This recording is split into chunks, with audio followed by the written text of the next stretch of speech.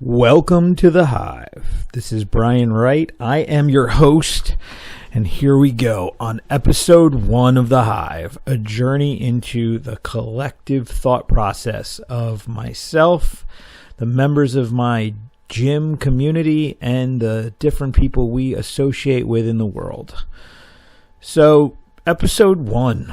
I'm sitting here by myself. I don't have my co-host with me just yet. That's going to be coming up next.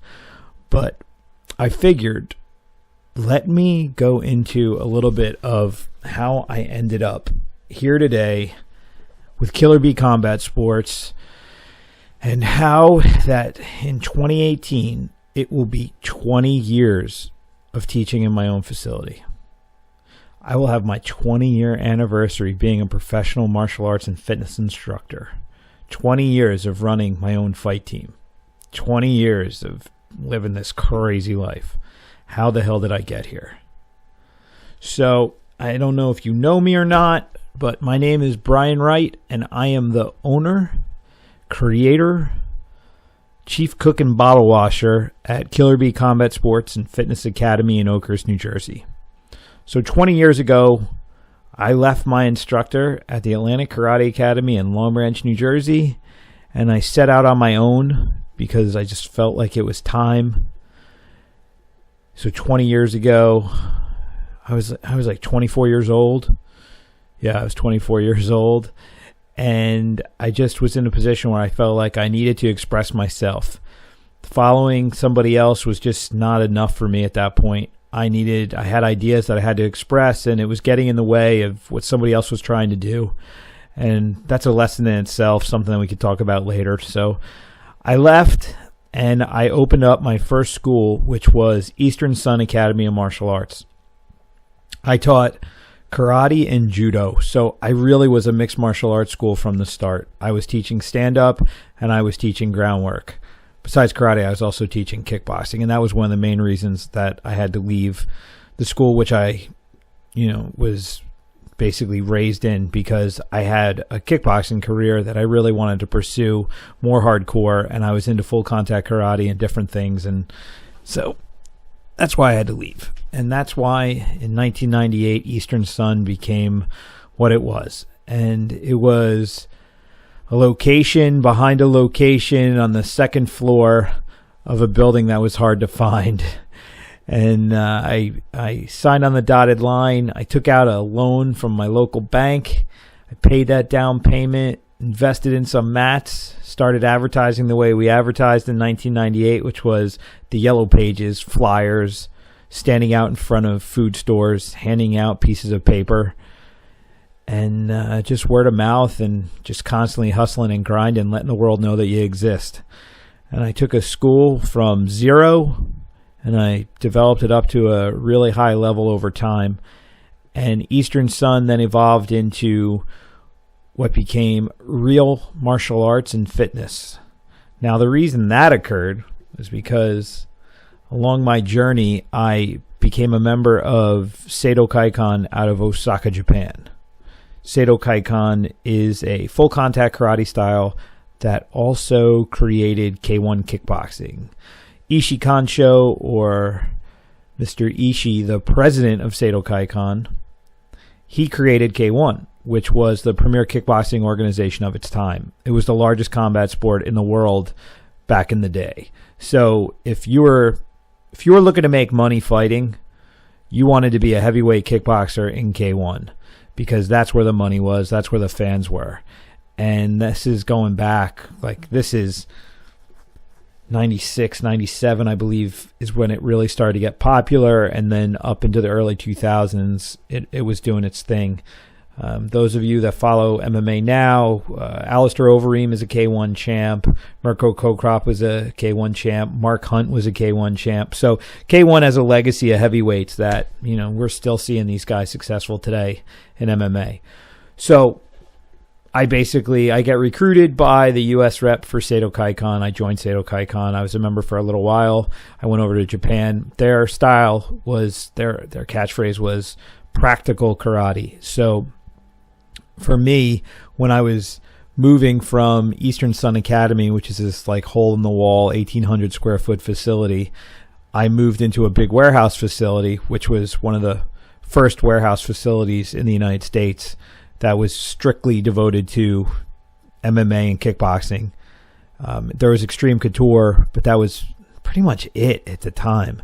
So like 2000, 2001, I opened up Real Martial Arts and Fitness. And again, I went with Real because the practical name was Sato kind of stuck with me. And I didn't feel like practical martial arts really fit the bill for what I was trying to do. So I went with the name Real because I felt like we were doing really grounded, practical, realistic style training. And so Real became the theme of what we did. And that's when we opened up Real Martial Arts. And that stayed as our name from like 2001 all the way up until a couple of years ago when I opened up Killer Bee Combat Sports. There's a lot of stuff in between. I left Sato Kaikon, did my own thing for a long time, really rode the wave with my Real Martial Arts, Real Mixed Martial Arts, but then got married, my wife gets pregnant, and my son was kicking her constantly. And we were going to name him Brian anyway. So he became Little B, and I'm Big B, obviously. And I had a gym in Asbury Park, New Jersey. And I wanted to get out of Asbury because there were some troubles in the town. And we found a spot in Oakhurst. And we're moving across town, basically. And I'm sitting there, and I'm just thinking, and I'm like, shit, I'm like 15 years in. My gym has been Real for a very long time, and over the years, good, better, and different. You have a lot of associations with the name. And I just felt like, you know what, you don't get a lot of opportunities to really rebrand, to like completely redo the idea of what it is that you do. And I was thinking legacy, and I'm thinking, what could I do here that's gonna be able to have some time? And it goes back to my son kicking the hell out of my wife, and we started calling him Killer B. And then the yellow and black is a color combination I like. And then I started playing around with a logo, and I came up with this Killer B logo with this B with boxing gloves on and black and yellow. And Killer B just made sense to me. And I said, you know what? I'm going to rebrand the gym as Killer Bee Combat Sports Academy. And that's what we did. So a couple years ago, we moved from Asbury to Oakhurst, and Real became Killer Bee, and the rest is history. So Killer Bee Combat Sports is not me. I am not Killer Bee. I did not name the gym after myself. I kind of have a weird thing about that. I don't feel like you should name a gym after yourself unless you're like uber famous, if you're like Hoist Gracie or something like that. But for me, I don't feel like my name is enough to need to be on the marquee there. I feel like a gym is a community of people, and I want to focus on the community. So Killer Bee, I named it after my son. Again, the legacy aspect of it. I wanted my son to have the opportunity one day to maybe take the facility over. I'm thinking very long term there because my son's only 4 right now, and he doesn't even train. I don't even know if he's gonna, and I don't really care if he does. It's up to him. I'm not gonna force him to do anything. But yeah, so Killer Bee, good colors, cool logo, rebranded, did our thing, and yeah, here we go. So Killer Bee's origin is right there. I named it after my son, who is kicking the hell out of my poor pregnant wife, and that's how it evolved. And it's just been a cool ride. I think it's been the most successful period of my professional martial arts career. All the mistakes I made when I was younger, I feel like I was put in a position where I learned from them. I woke up and I just kind of saw the light on things. And Killer Bee was an opportunity not just to rebrand in terms of colors and imagery, but it was the opportunity for me to do it the way I felt I should have been doing it all along, but was not experienced enough to understand. So Killer Bee is really an evolution in the process of me as a business person, as an instructor, as just a human being. So when I look at Killer Bee and what does it mean to me and what am I trying to do with it, it's that. It's the opportunity for me to do this right. And as an instructor, doing it right is giving as much of myself as possible to the community of people that I've got to help them maximize themselves, find success, smash goals, all that kind of stuff. And that's really what we're about. This isn't about creating a community of people to make me feel good about myself. This is me putting my skills out there to be a tool for people to find their way and find their success. And that's really the evolution for me from being a young man to being a more mature human being as an instructor, is understanding that as an instructor, it's my job to make people better, not just to make a name, just to make money off my name, but make a living in helping people, not just myself. And I think being a former athlete, fighter, competitive person, you have to be selfish to be a fighter. That's for damn sure. You have to think about yourself because you're a one-man, franchise. You're a human franchise. You need people to help you get to where you have to go. But at the end of the day, when it comes to fighting, it's going to be you and another human being in a ring or a cage fighting to make your living. And you have to be selfish because you have to take care of yourself. You have to maximize yourself so you don't get hurt, so you minimize the damage, so you maximize your outcomes, so you make as much money as possible because you're going to have a limited shelf life as an athlete. So the attitude on that, it's a little bit more of a me situation, whereas a coach, it's got to be you. So playing a dual role, being an athlete for 20 years and being a coach for 20 years, I was stuck in this dual position where I had to really focus on myself. I had to do what worked for me, but I also had a community of people that I had to do things for. So I made a lot of mistakes along the way. I did a lot of things that were just good for me. I didn't understand the value of mutually beneficial trades. I was not creating situations where I was giving more than I was taking, for sure. And when I got fighting out of my head, which basically at 40 years old, I had to step in the ring one more time and take an ass whooping by a much younger human being who was training a lot more than I was.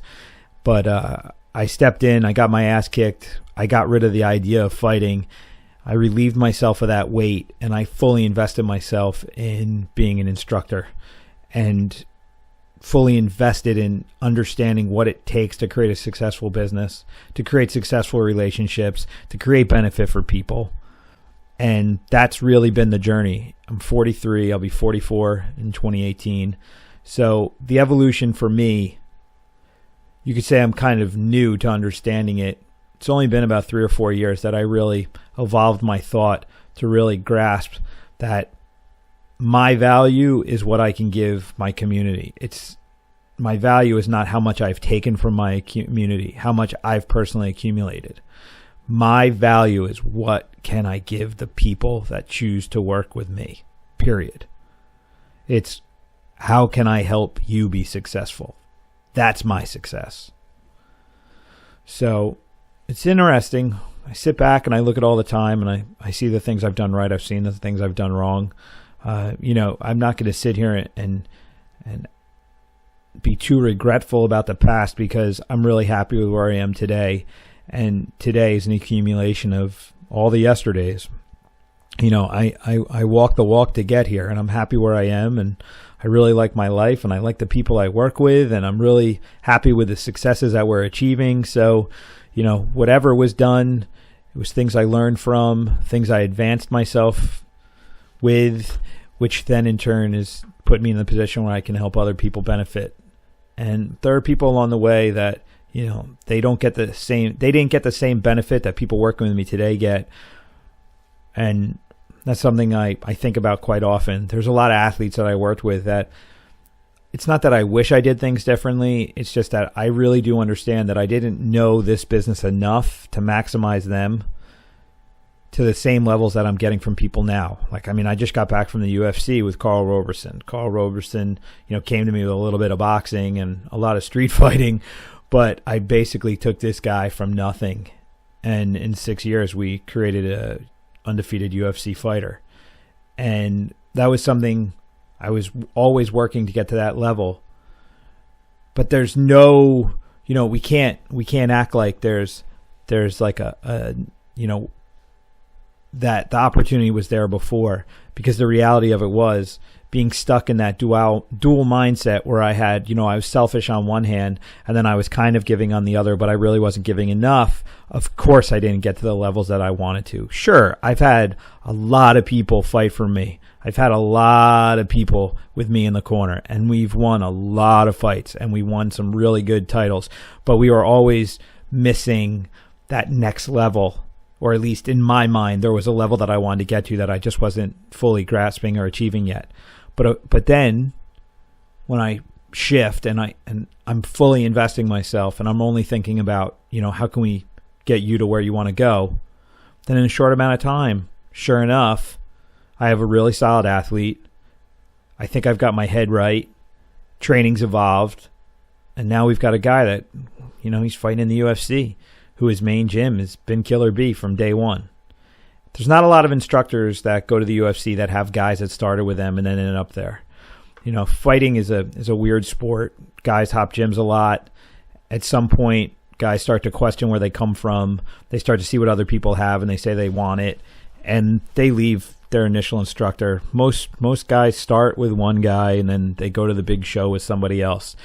But for me and Carl, we're fortunate that there's a loyalty with both of us that we both earned. And he came at the right time in my life, and I've done the right things. And, that's why we're doing the things that we're doing. And there's other guys I'm working with that, I'm not forgetting you. But there are other guys that I work with that have a lot of opportunity now. And again, I truly believe that the opportunities that I have personally and the athletes that fight for me have is completely due to the fact that I changed my mindset from me to you. And again, I think I was going down the road of there are people that know me as the me guy that are probably listening to this, or if they do listen to this, they're going to say that dickhead didn't give me enough or whatever. And again, I don't want to say wish, but sure. I wish there were certain people that I've trained over the years that we could do it now, but we can't, because you can't go back. You can only go forward. And I hope they appreciate that we evolved together, and that the experience that I had with everybody over the last 20 years, they are all the foundation for whatever success I find. It's all because of their effort. It's all because of the time we spent together trying to do this thing, trying to build this. We all got experience, and this is a hard business. We're in the business of hurting people. That's just the reality of it. You've got to hurt people to win. That's what we do. I mean, it's not a malicious thing. It's just our business. And there are a lot of guys that, they broke their bodies to help me, carry our flag, and they advanced our cause. And they never made the money that the guys make today. But I do feel that 99% of the guys that I worked with over the years are in good situations today because of the spirit and the effort and the things we learned together along that path. And that's the cool part of this, because you could come into this wanting to be a UFC champ, and you may walk out of this, I don't know, you could be a freaking postal worker, but you're going to be a better postal worker than you would have been if you didn't come in contact with this sport, because this sport has a way of breaking you down and then rebuilding you and giving you the ability to have endurance that the average person doesn't have. A cool story I've got actually is Jay Teitelbaum. Jay Teitelbaum was my original Carl, let's say. Jay was the original hammer of my career. Jay was, unfortunately, Jay is not that tall, which was a problem for him as a kickboxer, because at 145 pounds, he fought as low as that. He would come across guys that were above 6 feet tall, and Jay's like 5'5". And reach really does matter in combat sports, and it's really hard. But Jay won a lot of fights, and Jay did a lot of really amazing things. And his career ended super early. Jay was like 39-9 with 19 finishes, like crazy record. And he retired by the age of 21.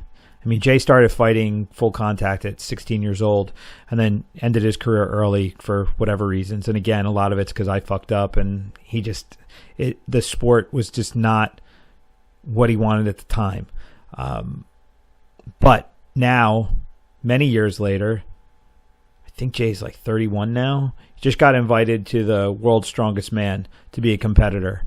And we were talking about it because we still keep in touch. We were talking about it, and he said that, lifting all that weight and doing all these things, the training that we did, the full contact fighting that we did, really gives him the mindset that he needs to be successful in what he's doing now. And that's really awesome, and I love to see that crossover. And I have a dozen other stories. I have people in all different walks of life that they look back at the time that we spent on the mat smashing each other, and it makes the challenges of their everyday that much easier to handle. And that's really what it's all about. That's why I got involved in this. I didn't get involved in this because I really wanted to be famous. I just wanted to be known as somebody that did something great. That greatness in the beginning was I wanted to be some kind of whatever champ, whatever. And then I realized over time that I just didn't have the ability to do that, but I had the ability to train people to flirt with that. And now we're actually achieving some amazing things. But along the way, I've created people that have a drive. They have an endurance. They have an ability to overcome, unlike the majority of people that we run into in the world. And it's allowed them to be better parents, be really good at the jobs they do, to have the strength to go after dreams, follow through on ideas, be good at other sports, but just basically having an ability to take on challenges every day. My wife's pregnant right now. We have our second child coming, and it's really funny. When my son was born, before, he's 4 now. When my son was born, I was working a full-time job. I'm teaching a massive amount of hours in the gym. My life was complicated. I'm not going to say difficult. A lot of people have a lot harder situations than I do. But it was just time management was an issue. Sleep was an issue. And, because of the training, 2:00 in the morning, having to get up for a screaming baby was not that bad. It's funny, you sit there and it's like, you got to get up. You got to go to work with only 2 hours of sleep or no sleep at all. And it's not that bad because you think about the things you've achieved. You think about how hard you've gone, how far you've pushed. And then you go and you do, what I call like civilian tasks. And it's not that bad. So you've been up for 24 hours. Tough shit. You deal with it. So your kid's crying. Tough shit. You deal with it. You just go because that's what we train to do. That's what fighters do. You fight through adversity. You overcome. You get through. And that's what it's all about. So my evolution of my process, my evolution to get to the killer bee, to sit here doing this Hive podcast, it's basically, at this point, with the amount of technology that we have available, with the experience that I have accumulated now, when you're younger, you have a lot of ideas, but in time you get the experience to really understand the value of your ideas, to find out which ideas are real, which ones are just ideas that sound good on paper, but they don't really work out. I'm at a point now where I feel like I've been able to take enough steps to where I understand more deeply what it is that I do and the benefit that it can have. And I see a lot of similarities between what I do in the gym, what I do at home, what I do in my other jobs, in the other companies I run. I see what other people are doing in their companies and their lives, and I'm seeing a lot of similarities and a lot of crossovers, and success is just success. I'm finding that the formula that a fighter has for success is the same one as a businessman, as a good parent, as whatever. And those are the kind of things I want to dive, into, plus talk about, the current state of affairs of things. Basically share with the community, the collective of what we do. And that's why we called it the Hive, because, a hive basically is a center of a community, and it has a ton of compartments for people to coexist, or in, a beehive, all the bees coexist. So for us, it's about ideas, where we've created a spot where ideas can exist. They can be talked about, they can be saved, they can be shared, and hopefully we can help each other understand what it is we do a little bit more deeply, appreciate the things that we do, celebrate the successes, get to understand the failures, and create a solid foundation with those failures so we could all move forward. So that's the point of this. That's the point of Killer B. That's the point of everything I've ever done. And that's what I just want to continue. So this is episode 1 of The Hive. Episode 2, hopefully I'll have my co-host with me, and we'll continue down this journey, continue talking about all the things that I've been touching upon, introducing you to the different figures in the community and some of the people that interact with our community, the other businesses that help support a lot of the athletes, and keep moving forward from there. So, short intro to who we are and what we do, a little bit of insight to who I am, where I'm coming from, where I'm at, those kinds of things. So let me know. Tell me what you think about this. Drop